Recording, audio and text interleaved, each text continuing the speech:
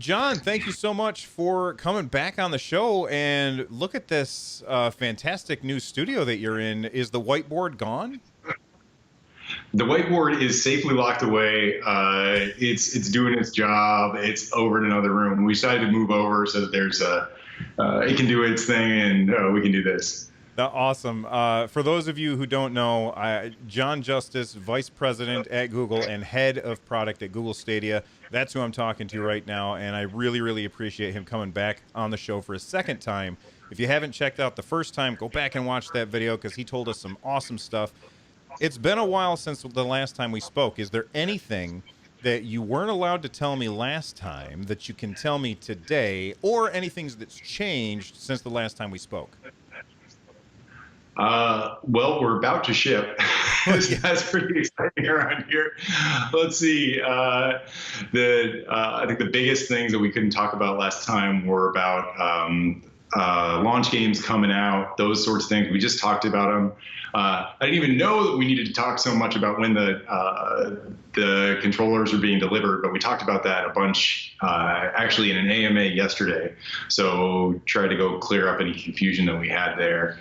I think really what's on my mind and everybody around here, everybody's really excited for next week. There's just this great energy. Yeah. So I mean, you're launching on Tuesday. That's got to be pretty exciting. I know that there's a lot of people who are incredibly excited for Stadia, and especially all the cool things that you've shown us that we're going to be able to do with Stadia. But what features are there that are not going to be available at launch? Like, I don't know, elastic computing or parties. Obviously, we already know that family sharing is not going to be available at launch. But what else is not going to be there at launch? Well, we went through yesterday and talked a lot about it. Tried to be really clear about, hey, this is day one stuff versus the rest. But the thing I focus on the most is actually what's the week 2 and the week 4 and the week 6, because the way we run things around here at Google is everything's a service. And so just like your Google Maps keeps getting better, it keeps getting locations, it keeps just getting smarter and more useful. We do that with Stadia. And so we get the benefit of being able to see that every week because we've been testing it. We call it dog fooding it. So we dog food the product, and so we get to see all the changes getting better every week. But now we'll be rolling it out to everybody else, so you'll be able to see stuff come on.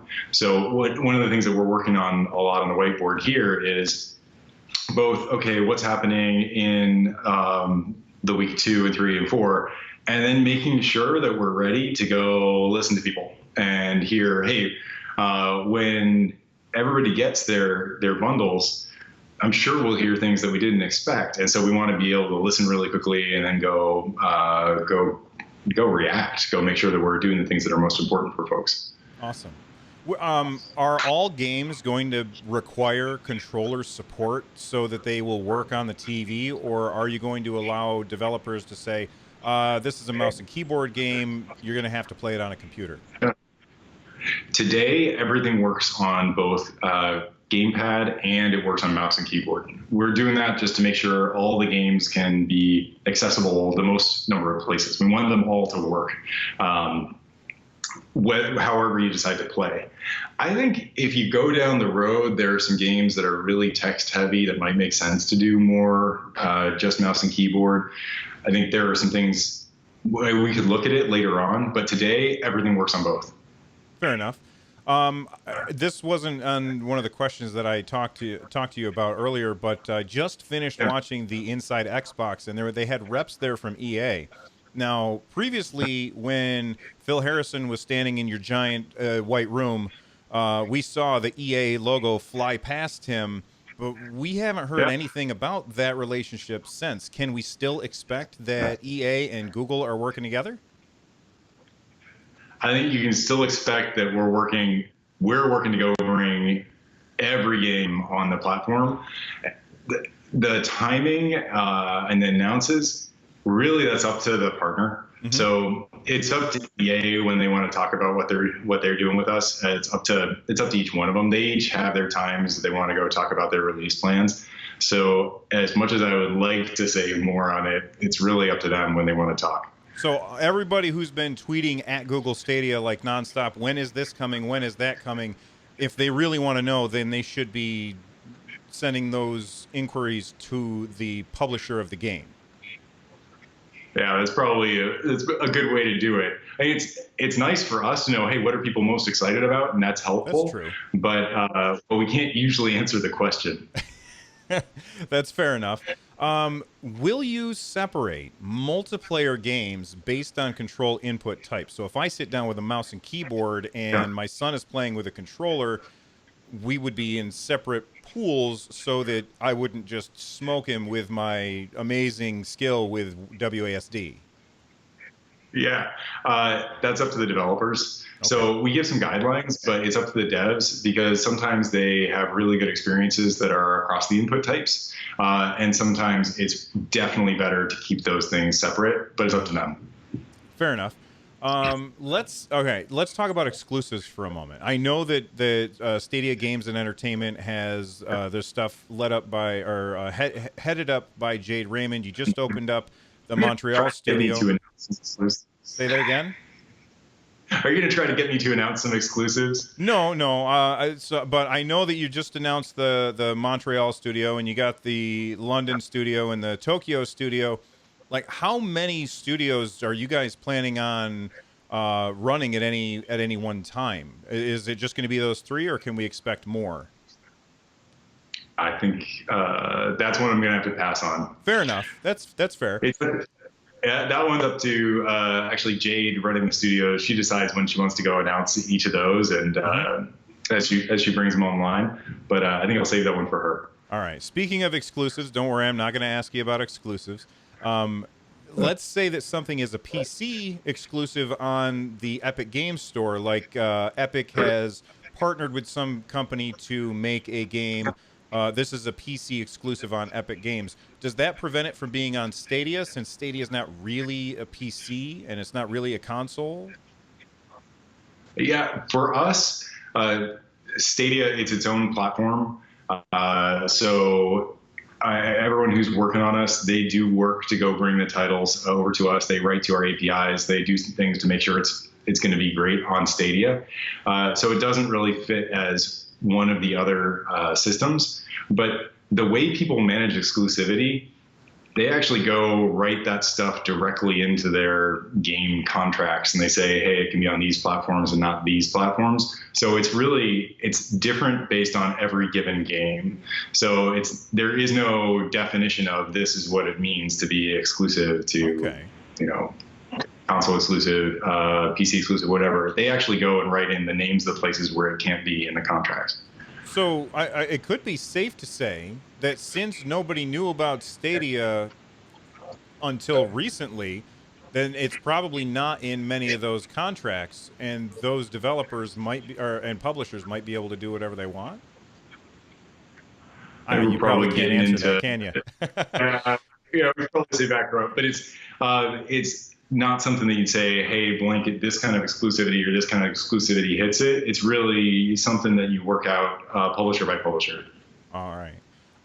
What's the worm game? Or is that a fake? What worm game? I don't know what you're talking about. All right, that's a bit of an inside thing. Oh, the speculation has been hilarious. Whenever you bring up a platform, you usually have some kind of game that you go use inside the team. It's only ever played by the team, and you use it to test out all your features in advance. So that's something that some devs on our team wrote, and we play it internally whenever we bring on a new feature. So something like, hey, we're working on YouTube features or something else. That's something that we go and we first play it through the worm game. We never expected folks to know about it, but this might be interesting. Go look and see. Try if you can figure out what those internal test titles were on other platforms as they came along, because there's always one. Oh, that's very, very interesting. Thank you. I honestly, I thought for sure it was a fake. So I was flabbergasted that it was a real thing. So there you go. You heard it here first, guys. Do you have any plans to integrate YouTube Music with Stadia. So let's say I'm playing a game, I can, like, let's say I'm playing Grid, the racing game. I could then listen to my YouTube music playlist in game while I'm playing, kind of like you can with Spotify and PS4. I don't have any plans yet. Is it something you want? I mean, not for me because I tend to just do my own thing for music, but I know a lot of people were asking me about it, so that's why I decided to forward Okay. it to you. Are you advocating for this to go on the whiteboard? I'm just checking. I think they are. I think they are. If you were to ask me where it goes on the whiteboard, it would be very down towards the bottom and off to the right. But I know that there's a lot of people out there who might want it a little higher and to the left. Got it. Got it. All right, cool. Let's talk about collector's editions of games. That's a very Yeah. common thing that we see, where a studio will make a game and they're going to do this cool collector's edition with a bunch of physical stuff that you can buy. Is Stadia going to allow publishers to sell collector's editions that have physical stuff with a Stadia code in the box? Let's see. There isn't any place where we're doing it right now. We'll do collector's editions with a bunch of with digital things. So having DLC come along with a game, things like that. That's kind of what you're used to in digital stores. Something I'd be open to. Will there be any way to take a code and like redeem it for a specific game? Or go ahead. We will have code support, and so like the infrastructure is there that something like that, it seems like it should be possible. There isn't anybody we're working with on that now. Okay. Google is known as a company that puts ads like everywhere. I've seen a lot of people wondering if Stadia is going to have ads on it. So that was my chance to ask. There's nothing in there right now. But you're not going to say never. I think I've learned in Right. I've learned in my experience, there's don't ever say that this kind of thing is impossible. But I don't have any plans for it right now. So unlikely is your answer for that. It's not on the whiteboard. It's not on the whiteboard. Oh, the all-powerful whiteboard.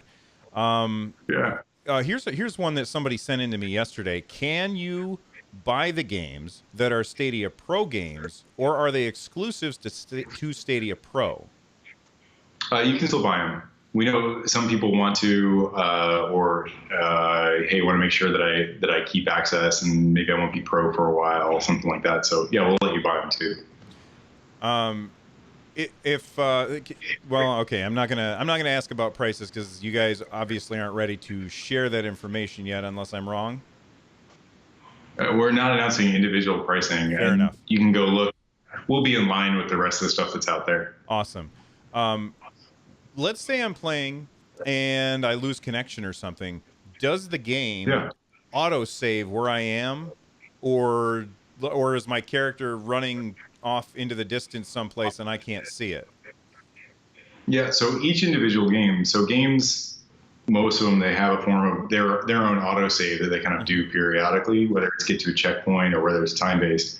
For us, we add something on where we're going to hold your game around for up to 15 minutes after you go and let's say that you had an issue, whatever, we're going to hold it there for 15 minutes, regardless of whether there was some kind of an autosave, so you can still come back to it. That's handy for something like, hey, I want to pause it and switch screens, something like that. But if you forget about it and leave it there for a few hours, then it'll just reload from your last checkpoint. So could you use the state share button in order to make how, like, if I'm on my Switch, I can just hit the home button and shut it and then come back later. Could I use the state share button to do basically the same thing so that I can just open it up and turn it on at exactly the same point that I was?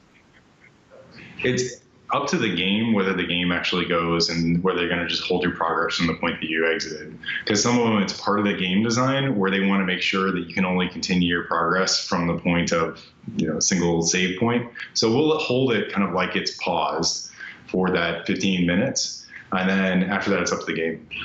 So state share is one of those features that's not going to be available at launch. Is that because the games have to be designed around state share, or is it because a lot of the launch games are ported games? Yeah, this is one. I think folks kind of took this the wrong way when we talked about it. The state share and actually a bunch of these other game features, they're in the system now. Oh, they They work. are. They're just. It's just that the games have to take advantage of it, and so the games that are using it, they just come along when the games come along. And so when those games, when they send them to us and we put them up on the store, then you get to use it through the games. But it's just kind of cool as those games come on. Then you get to use those features. So theoretically, a game that is already launched will pick Assassin's Creed as one that's it's going to be a Yeah. launch game, right? Yeah, I think so. So Assassin's Yeah. Creed, they can update later to patch that in, or is that like a really difficult thing for them to do? Oh, it's exactly what you said. They can go do an update and they can go add some code. There is some code that you have to go add to go support it. So the games do have to do that, but that's something absolutely they could add. I was kind of working from the idea that overall, once the engines support Stadia, it's not that different from porting from Xbox to PlayStation or PlayStation to Stadia once the engines support it. But when you were being interviewed for Tested, you said something along the Mhm. lines of they really have to do a lot more to build from the ground up. Am I misunderstanding, or does that mean that there's a bunch of work that has to happen in order to get a game to run on Stadia, or is that just for capturing its features, the extra features?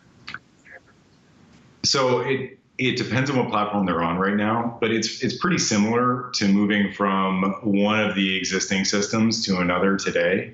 It's pretty close in work, and that takes amounts of work. It depends. There are games out there that might be written. Originally, they were written as an exclusive for some platform, and so they've got a bunch of dependencies on really specific ways of doing things. And there are others that already are on a few platforms, and so it's easy to generally bring it to a new one. So I'd say it's about what you'd expect if you're a game dev who's moving between platforms today. And there are parts of it that you're going to do that will be specifically lighting up new things for Stadia. That's stuff like, hey, if you're taking advantage of state share or the other kinds of YouTube features, Mm-hmm. those are things where there isn't a good comparison to other places today. So you really are doing that for the first time. It's not a huge lift, but it is new work. Okay. So you brought up YouTube. This is my most important question as a streamer. Can All right. I stream? Top of To, your whiteboard. yeah, there's my whiteboard right over there, and I want to know: can I stream to branded YouTube channels? So, for instance, I have one account. Well, actually, I have a bunch of accounts, but I have a Google account, and then under that, I have like a bunch of different YouTube accounts. So, can I stream Yeah. to Run Jump Stomp today, and then stream to Stadiacast tomorrow? Okay, so the way you'd stream now, so starting next week, you'd stream like you do today. You'd go capture the way you do today. You'd go use your same software workflow, use the same thing, and you could have the exact same destinations that you have today. As we go add more kind of native creator support, the kinds of native creative support, that's where we'll go plug into the software that you use, so we can go capture the really, really high quality cloud version of the stream and send that to where you want to send it. But think of it as we're taking the workflow you got now with the software you got now, and we're just going to go plug into that. So nothing changes for you now except the place that you're capturing from. So, okay, are you saying that at launch, native streaming won't be available for somebody who doesn't currently have a crazy setup like mine? For people that don't have crazy setups like yours, they can capture, so they can capture what they're doing. Mm-hmm. And so they'll be able to capture that thing, and then we'll add lots of ways for them to be able to share that. But that's not for people with crazy setups like yours. For Okay. people like crazy setups like yours and your whiteboard, for you, we know that you have lots of needs. Yes, we do. So with that, we want you to be able to capture how you do today off of the screen that you want to play on, Mm-hmm. and then take that and then just use your software workflow. And then what we'll add we'll be adding over the next months is more plugging straight into that workflow so that you can go get that pristine copy that's handled in the cloud, and you don't have to deal with any kind of download and re-encode and upload. Right. So if my son wants to start streaming tomorrow, next Tuesday, can he just hit the capture button, or he can just capture? In your house, I would have him start with your setup. Well, let's say that he's not allowed. We'll pretend that he's not allowed. Can he just hit capture? He'd just be capturing. So he could capture the clips there. There isn't a live stream off the controller. Is that a feature for the future? That's something that we're looking at. So it is on the whiteboard, though I think there's a lot of focus now on both the kind of capture and share out of there, so the non-live off the controller, and then making sure that creators who already have a good setup, that we can go plug into their setups. Awesome. And so because you're saying we can just plug in, we don't have to worry about the Chromecast HDCP or anything like that? That's, well, so how do you, I guess actually we should probably talk through your setup offline and what you plug into and all that. Whether you're streaming off of PC or whether you want to go stream off what monitor you use, and there's a bunch of details. That's something where we're not trying to replace the way that creators go create. We don't think that's the right path for us, and so we're not trying to make it so that the stuff that we're building into the sharing off the controller and that experience, that's really more about sharing with your friends today and working for everybody. We're not trying to use that to replace high-end creator experiences. Okay. And I'll ask you the HDCP thing later on. Let me ask you about hardware. Yeah. Can you explain the reasons that the controller can only be used wirelessly with the Chromecast? And I don't mean why can't you plug the controller into the Chromecast. I mean, why can't you use it wirelessly with everything else? Because I know a lot of people are confused by that. Yeah, this is just a focus on the place where it's going to make the biggest difference right now for launch. And so we'll bring it to the others. We'll do that soon. But in our testing, we're seeing, hey, clearly the wireless experience should be awesome in the living room. And then when you're plugging in on something like, here you go, something like this, it's actually really easy to just plug it in. And it's really easy to go plug into, you're usually sitting right by your PC when you use it. So that's a really easy experience today. And so just as a focus thing for a launch, we wanted to make sure that the living room wireless experience was great.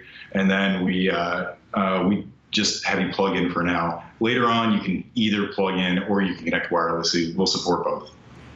You were holding up the controller just then with the it looked like a Pixel 4 attached to it, or actually it was a Pixel 3 XL, I think. This is a 3 XL. Have you guys considered at all making a dumb screen for that is not a phone? It's just a Wi-Fi enabled screen that would work with Stadia that you could make very cheaply? It is not on the whiteboard today. So no, instead what we've been looking at is how do we go bring this to all the screens you already have?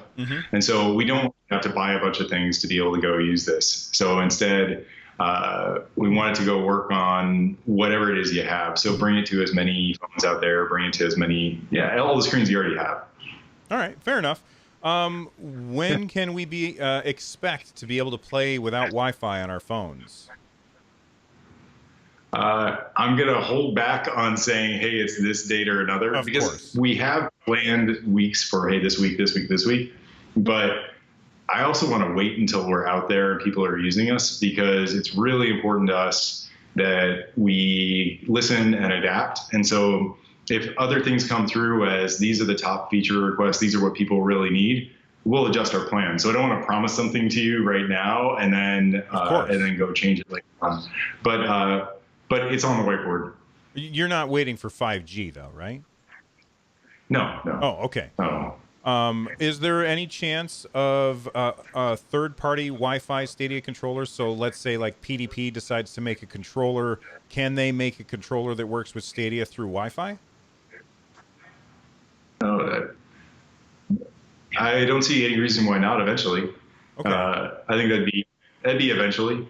We're focused, first we want to make sure that we work on everything you have. Mm-hmm. So have really broad support for all the controllers people already have, because we want it to be super easy for people to come on. And then we want to have our own controller be great. So that's where our focus has been. I think we're open to doing things like that, but yeah, first is make it work as broadly as it can. Hey, actually, the question you asked just a minute ago on working wirelessly, just wanted to make sure that I had that right. You're talking about wirelessly connecting to the screen, right? The controller wirelessly connecting to the So screen. yes, so I can use the controller and I can be on whatever screen I have, and it doesn't really care Yeah. because it's Wi-Fi. Right. Yeah, that's fine. You were saying about waiting for 5G. I was saying no, we wouldn't wait Oh, for 5G. oh, well, okay. Now I think we're talking about two different questions. So I was talking about using the controller wirelessly with whatever in the house, but then I was also Yep. asking about, taking my controller out of the house away from Yeah. Wi-Fi. Glad I asked. So we want to make sure that you've got a great connection. Right now, there's a lot of variance over LTE if you're Mm-hmm. trying to go do it over LTE. I've actually tested over LTE, and sometimes it's fine. We can scale down the data to be pretty low, but there's so much variance that right now we want to make sure it's great on Wi-Fi and great, Chromecast on Wi-Fi or wired. So making it work over LTE, it's there's a lot of bad LTE out there. There is. So I think really our focus is going to be on making Wi-Fi great and making the wired connections great. So I guess that brings up that question again. For Yeah. playing away from Wi-Fi, are you guys waiting for 5G then? For now. For Yeah. now, okay, that's fair. Oh, gosh, where I lost my spot because we got distracted. Can you Sorry about connect the controller to multiple Wi-Fi points so that I can use it here and then I can go someplace else and connect to that Wi-Fi point at a friend's house without Yeah. forgetting my first one? You can go do that. You can go repair and go bring that in. Let's see. You can definitely go bring it in on the next, and yeah, it'll go connect up and remember. What's the first game that you're going to play once it goes? I know that you're playing like all the time now anyway, because you don't have anything better to do than to play video games. But what's the first game you're going to play when you go live? All right, now that you've asked me, I don't know. Boy, You don't want to call out one of your partners. I okay, rain check. Yeah. I guess you could say all of them are great. But well, I've been playing them all as soon as they come on, Uh-huh. and so there are a lot that are. We're in the point now where games are coming on like every day, Mm-hmm. and so I've been. So whatever comes on next, it will be whatever it is I'm playing. That's fair. Football Manager, there seemed to be a little confusion about whether or not that's a launch game. The director of Football Manager tweeted out, I thought we were a launch game, unless we're misunderstanding their tweet. Can you clear that up? Oh, that's one. We got a bunch of games actually that we listed them as 2019. There were a bunch of games that were currently going through the final steps to go get into the store and onto Stadia. And so we just didn't know 100% whether they'd be through everything and on that day or whether like one day later. So there's a batch of stuff that we said, hey, this is on the 19th. And that was stuff that was already ready to go, already there. And then there are some others that were like, okay, we don't know whether it'll be on the day or a day after, or maybe even a week after, whatever that. And so we just didn't say it'd be on the 19th for sure. Football Manager was one of those in that case. Okay. It just wasn't through the final. Is there any misinformation or confusion, things that people are confused about that you want to make sure that you get the chance to set the record straight with everyone? Because I know that there's a lot of people who are confused because the information is a little bit cloudy. Yeah, I think the question about what games will be there, I think that's a good one. We were trying to be super clear about no matter what, these will be there on the 19th, and then these will be there within the rest of 2019. Mm-hmm. A bunch of those 2019 games will actually be there on the 19th. We just wanted to send something out to let people Oh, know, okay. and not all the way through testing. So I think you'll just see we'll keep adding games, and you'll see them come along. We just wanted to go make sure people knew what was there for sure, no matter what, on day one. So day one is the 19th. Is December 19th Yeah. the next time that we would find out about the next pro thing, or is it going to be at a different time each month, or is it not going to be at a set cadence? We're going to announce that one separately, so hold off on that, but we'll talk about it soon. Awesome.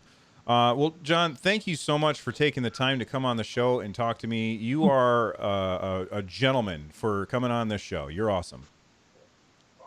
Thanks very much. It was great talking to you, and thanks to all your fans. It's been great. We're really excited to get this out there and let everybody play. As excited as you are, I think that the rest of us are probably more excited. It could be. We're so busy. It's hard to even take time for anything but just getting everything ready to go. But thanks again. Really enjoyed talking to you. And then say hi to Lloyd. I will. If you maybe someday you'll actually get to talk to him. He's just been so busy. Someday. I'm not totally sure he exists because we don't ever get to, I've never actually talked. So. There have been people who have suggested that you're actually Lloyd. That would be something. This is kind of all right. I'm going to have to chew on that one. All right. See you later. Cool. Good talking to you. Bye-bye.